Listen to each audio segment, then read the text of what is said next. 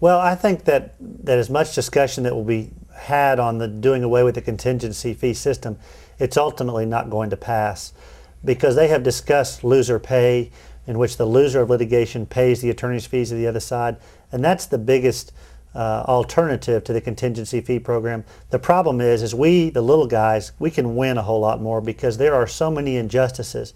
But those injustices are often so small that lawyers won't take those cases on. The contingency fee system is designed to eliminate frivolous cases where you or myself or anybody else who represents the injured victim doesn't want to take on a frivolous case. We're wasting our time and we're wasting our money. We try to handle the big, good litigation, strong liability facts and injuries. But there are people who are involved in small car wrecks and they can't get their medical bills paid for, they can't get their cars repaired because insurance companies recognize that they can beat them up. They just have a lot more money, they have a lot more resources, and there's lawyers are needed to try to balance those inequities. And there are still lawyers that really advocate and are doing the car wreck cases, the automobile cases that are very serious. But what's happened, as you've said, that they've tried to bully a lot of these people and try to put them outside the courthouse doors by saying, you know what, we're going to bury you in litigation. No lawyer's going to take your case because it's just not worth it. But now let's zoom out. That's what's happening with medical malpractice. We're getting people that were veterans of World War II, that were in a long-term nursing home. I hear about it every day. As a nurse and as a lawyer, I hear heartbreaking stories as you have, that you've got to turn away those cases where they're saying because they didn't work anymore, that your mama or daddy's life was only worth $250,000. And that is wrong. And for your children, the same thing. You don't put a value on somebody's life by how much they can make. How do you get around that? You know, a lot of people say, well, my dad, they mistreated him or they were negligent in the hospital, but he was already 75, he wasn't working. I mean, can some of these cases still work? Some of them can work, but they have to be handled by someone who knows what they're doing and can do it efficiently. And because of this cap, this artificial $250,000 cap, so much of that can be eaten up in expert witness fees and depositions and court costs and attorney's fees. And so if you find a lawyer who will be willing to listen, which isn't easy nowadays, and who says, I've done this before and I can do it for you, you have a better chance of pursuing it. But you are exactly right. There are going to be lots of people who are hurt in hospitals and nursing homes who are older, who are going to have no chance to make a recovery. And so many people call me up and say, well, I just want to stop them from doing this again to someone else. They still have no recourse. I'm hoping the legislature will take a look and re-examine this cap and determine it's just simply unfair. It's unfair for our older Americans, our veterans, and for our children. You're right. That's exactly right. And many of these people have fomented their frustration. They'll say, well, I don't have anything other recourse but to report them to their medical board. And then they find out that the medical board or the nursing board or the pharmacy board, they really are packed to the gills with cases. They do the best they can, but oftentimes many of the cases are the ones that are not substantiated, as they say, and they reject it. So their whole remedies are closed out. A lot of these people say, I don't care about the money. No amount of money would ever compensate me for daddy's loss or mom's loss. But I just want them to stop what they're doing. And now it seems that it's ironically, as we've made these caps, now many people who've had the doors closed to them have said, well, now they can practice with impunity and they can get away with a lot more. And it's not just a focus on the doctors, and there are a lot of good doctors out there. How have you seen this Prop 12 affected you in other cases that you handle? Serious accidents, burn cases, perhaps? Yes. The changes made by the legislature in 2003, they call them tort reform. They were clearly designed, they were architected, they were written by special interest groups who did not want to be held accountable for their actions, and they wanted to be able to place the blame in other places. They altered a couple hundred, 150 years of law with the swoop of a couple of pens. But we're starting to see some repercussions, and they're starting to see some repercussions from this. People are realizing this is unfair. And these are my Republican friends, my friends who have lots of money, who voted for these legislators, who thought this is the change we need.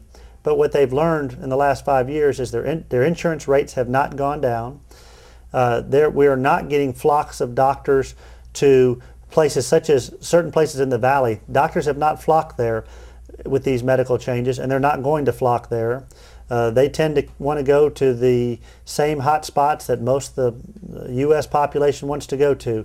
More doctors in Dallas, more in Houston, more in San Diego, California. They're going to go to those places, but you're not seeing lots of doctors going into the small towns where doctors really are needed.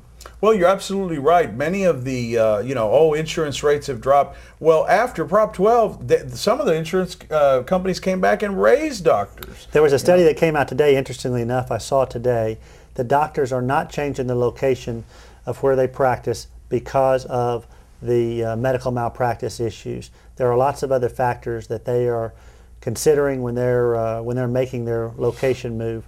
Their frustration, and I feel for all the doctors out there who think that we're trying to bash you, and we're really not. There's, as you said, so many great doctors out there.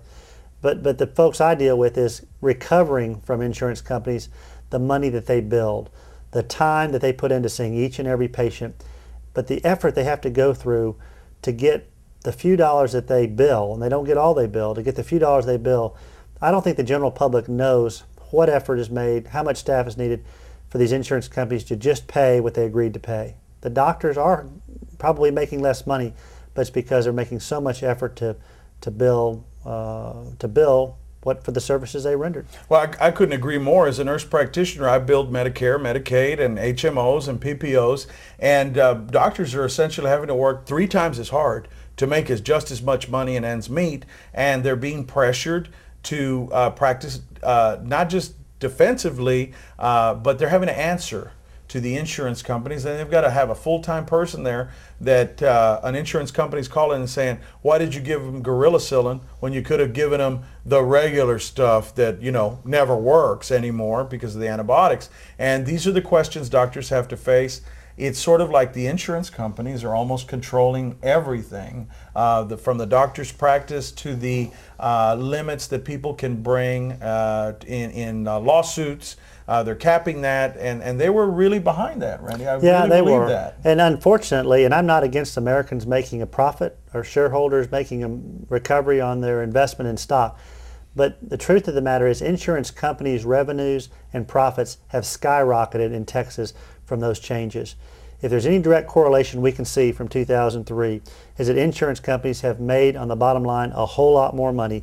They're the ones who benefited without question. I challenge you to find a doctor who will say, this tort reform stuff has been great, my practice is so much better. They're very difficult to find. They weren't the panacea of changes that the doctors hope for, I can assure you. Well, I mean, you're absolutely right. I mean, 2005, it was just one case in point, was a banner year. Even with Katrina and everything, they made more money than ever, the insurance companies. And I know a lot of good people that work for insurance companies. And as you said quite well, there's investors that have their stake in the insurance companies making money. And there's nothing wrong with that, but they've got to pay their claims too. They have to pay their claims, exactly. And they're limiting their remedies. So, I mean, what of solutions have you seen? You've said that it's starting to turn. Mm-hmm. The tide is turning a little bit.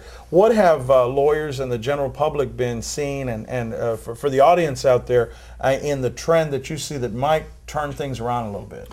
Well, there's good publicity by the media in Texas to start a focus. First, we'll talk about the court system.